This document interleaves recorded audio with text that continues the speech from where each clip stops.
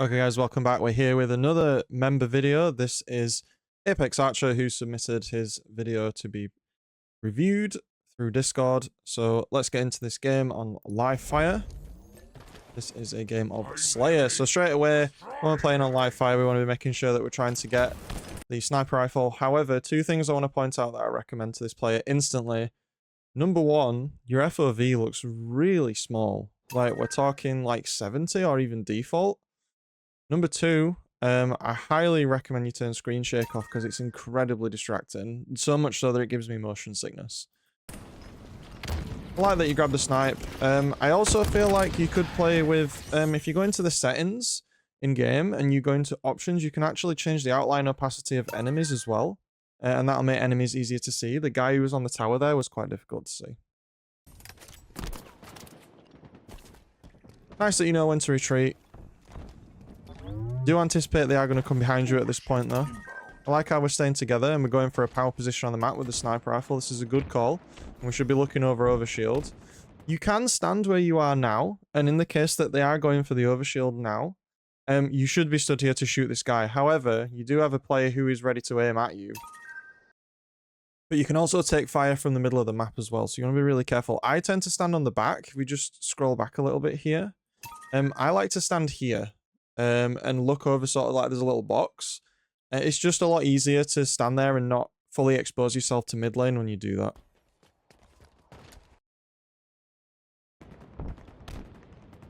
Do we get the shot? We nail the shot. That's good. Doing your job. Shrouds up. You want to move forward as soon as you can at this point though, because you can't see who's there. Because your teammates now are essentially left for dead.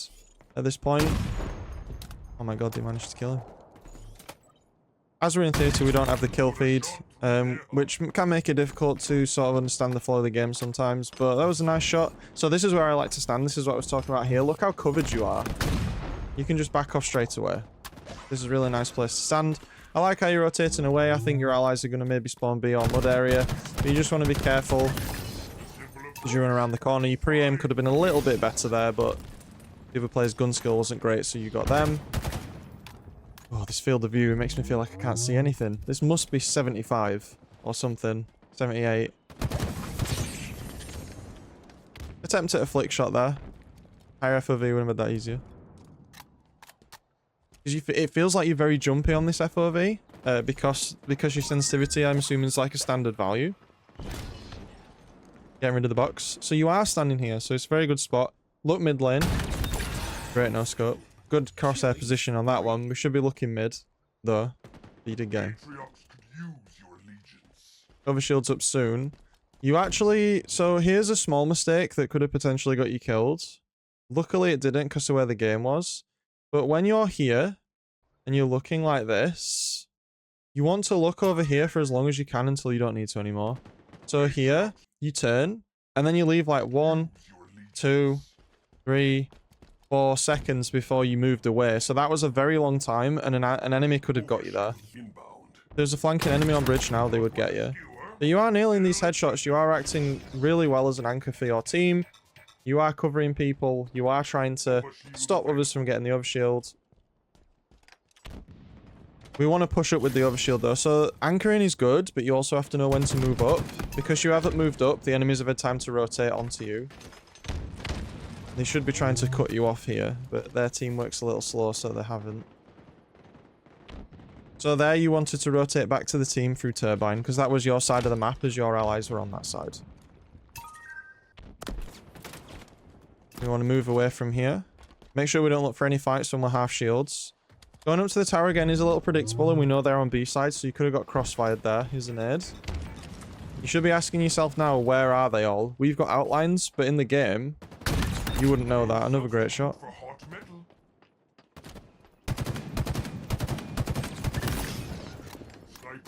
That player has not got very good positioning. You could have backsmacked them there with trigger discipline, but you got them, so it's okay.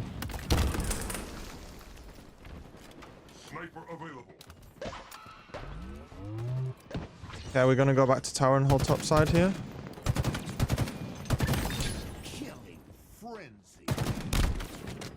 I trade you out. So here, one of the mistakes that you made. You are full shields, but an ally here has just died. So that suggests someone's coming cuts. So this is the thing where we talk about checking corners again. You walked towards the crates and then jumped. And what you should have done is you should have walked backwards from here, because all of this area is unknown. So what that means is that someone could literally be right here and you have no idea that they're there. If you haven't got your sound turned up a lot, you won't even hear them sprinting in some cases. So you should have moved back here if you were going to check mid, not walking directly into where someone's died. And the thing is as well, this player has spawned away from you. So this also tells you someone is nearby. Yeah, so if your team starts respawning and they don't respawn where you are, that means there's an enemy nearby. And then unfortunately, he's got the heat wave, so you walk straight into him. So it was just a positioning error. You could have kept your killing spree. You are up by 9. But yeah, small errors. Even if we have good games where we get the frenzies, we still make mistakes. If you're going to go for the flank here, you need to go fast. Everyone's fighting and you're not doing anything. So this was where you needed to act quickly. Oh my god, they've left the sniper on the floor. I think this match is around Platinum 3. I think. I'll put it in the description. I'll have to ask the player. Good use of nades. He gets away, it's fine. I like how you don't chase it, that's okay. He's probably going to come from Keydoor though, after that exchange. You want to move up and help your team here.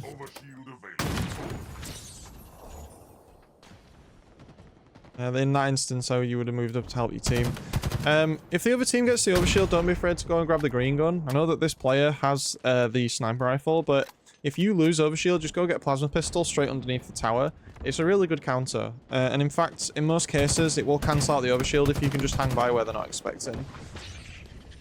Half shields. I like how we're running away, but we are getting chased. Get an assist on it. You should be dead. That's very lucky.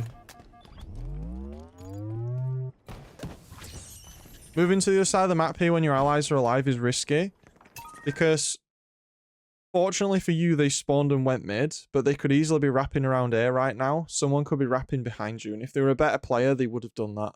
This player has taken the quick route from mid, where a higher ranked player would have gone through A. So even though it looks like you're having a good game, remember, we try to help you get to the next rank here, so you got to be careful. Holding back B's fine. Be careful though. That again could have been a potential mistake. You saw that guy as he died. Look what's on the ground. So there was the repulsor right there and you didn't pick it up. And then you cycled to the backside. He's now got the repulsor. If your teammate wasn't here to cover you, repulsor's right there, you'd have died. He would have repulsed you off the end and traded you out.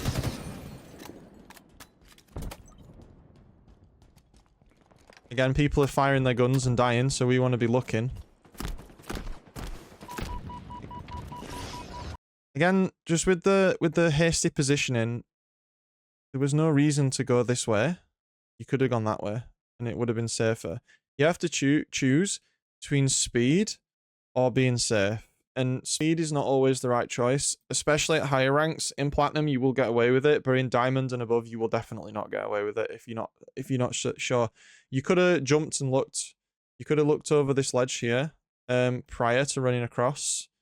But this was a bit of a blind run. See how you realize it and you're looking, but you didn't give yourself time to see that guy. And I hate to say it, but if you were at a higher FOV, you would have seen him easier. You would have seen him for longer, and you probably would have killed him because he was throwing a nade when you caught him as well. Again, playing life, running away. You are getting chased though.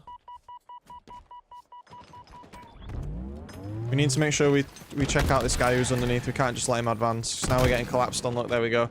So just to replay that section there, we got attacked from the player who was following us from here. And when this sequence plays out, there is a point at which you need to make sure he's not advancing, and it would have been to stay here, hold this corner, stay here, and watch for him to advance. Because first of all, you're weak and you went top tower. So if anyone was watching from this direction, you were dead. If anyone was watching from mid or turbine, you were also dead. So you were quite lucky to survive here because you didn't know where the other 3 enemies were. And the second thing is, now that you're up here, they're advancing on bottom C for free. And this guy does. He advances bottom C, he climbs up and he gets you. So again, even if we're winning the games, even if we're 7, 8 kills ahead, there still will be mistakes that you make. And if we've all been in these games, you know, where you're 10 kills ahead and suddenly you're only 2 kills ahead, it's things like this. It's things like this. Even if you're ahead, you still have to be tuned into the game. It's important. That guy's got a repulsor on his arm. Just some of the madness that you see in these videos. If you're this player here, if you're the player who our submitter here is fighting, as soon as you get to here, you want to bait melee. So when you have the repulsor, you want to fire at them twice and bait their melee attack. So while they're locked in the melee animation, you can shoot them as they fly away.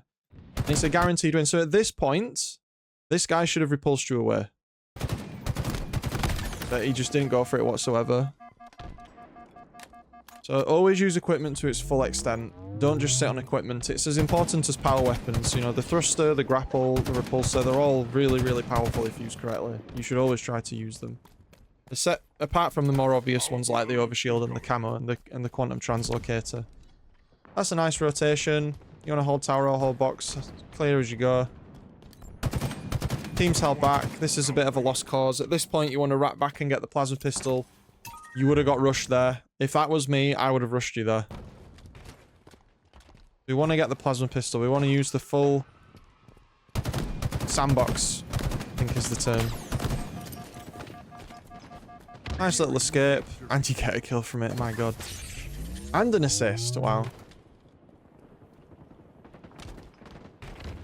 The amount of mistakes that are happening on both sides. Check, but don't commit. Grab the sniper, get out. Good. This is the fight you don't want to go in melee range for. So, this is an example of not letting your team do their part. Remember, there's 4 players on a team, okay? At this point here, if we just look at this scenario here, you haven't even hit this guy yet, and we're sitting at half shields. However, we have an ally up here, and we also have an ally somewhere behind dice over here. So we need to make sure that we're allowing the team to do their part. So you going forward for the melee here, like you had the repulsor, you had 3 charge on the repulsor, and you could also walk backwards. This guy was clearly coming in to punch you to trade. That was the only way he was going to get out. If you'd have repulsed him, you'd have survived. And again, it's these small things in ranked games at higher ranks that make the difference. And you would have been there for that fight as well. And maybe you would have died, but that guy might have died as well. So you would have got traded out, but you would have got trade +1 instead of just trade. You know, sometimes you have to accept you're in a bad position, you're going to die, but that doesn't mean you shouldn't play it. We're very open to mid right now. So one of the things you need to be aware of, and I think based on the amount of time that's left in this video, we're all going to see that, you know, the blue team's going to win. However, if the enemy are coming from C, you want to be very careful standing here because, again, in a higher ranked lobby, you would have got pushed from mid and you would have died.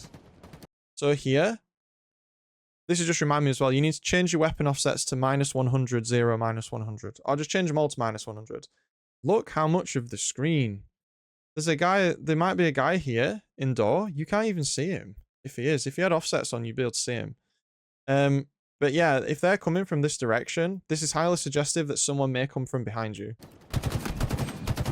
And as always, we don't watch these videos prior when we do this type of VOD review to give a genuine... There you go. It's almost like I'm psychic, guys. It's almost like I'm psychic. So you got to be very careful standing there if they're pushing mid. It would have been better to sort of stand big door, potentially. This is a good place to assist from. You picked up that there's some fights going on. And now you're watching the other lane. And then your other teammates grab the victory for you. So, a very quick one today, but it doesn't take away from the fact that we've covered some key areas. So first of all, you need to know when to move forward as an anchor. We had a lot of sniper anchor gameplay here, but sometimes we could have moved forward. Number 2, we need to take fights away from walls and away from corridors where enemies may advance from because we won't see them soon enough. Like when he lost his killing frenzy. Number 3, when we are fighting enemies and we're holding areas, we want to think about where they've spawned and how they might flank us. We died a few times to being flanked from enemy spawns, even though we had the upper hand. And finally, use the equipment. Yeah, you want to make sure that you're aware when someone has equipment, you're aware when you have equipment, and you use it to either get a trade, play your life, or get a nice way to get a 1-up on someone. Other than that, just make sure your general settings are good. I would like to see this player change their weapon offset, their FOV, that sort of stuff. I think that'll help them out a lot. in general awareness, even though their sniping was on the whole pretty good for this game. But that's it for this rod review. I hope it was helpful. More coming as always. We've got some work on some more map videos. And if you want your video looking over, feel free to join us in Discord where you can submit it.